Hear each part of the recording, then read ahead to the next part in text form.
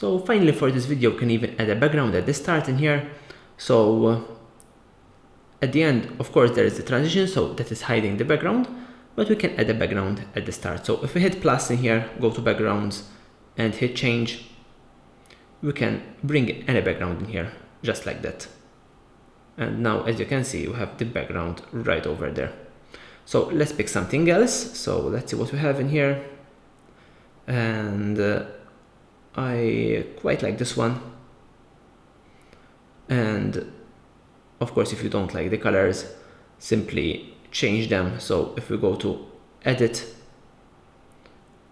we can now change the colors very easily like this. I'm always going to my palette which I have created earlier and saved in here.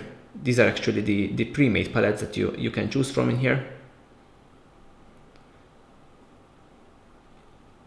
And you can also go to my palette where you can save your own palette colors in here. So let's see what else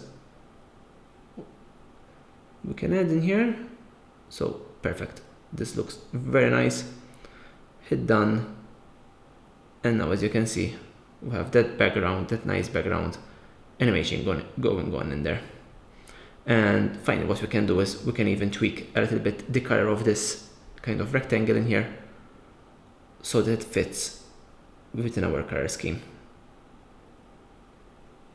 Let's see. And like this, you can test different colors very quickly and see what works and what doesn't, basically. So let's see.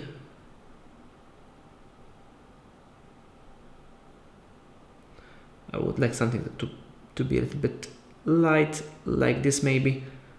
Perfect. So this works quite well. Let's see this one. This works well as well.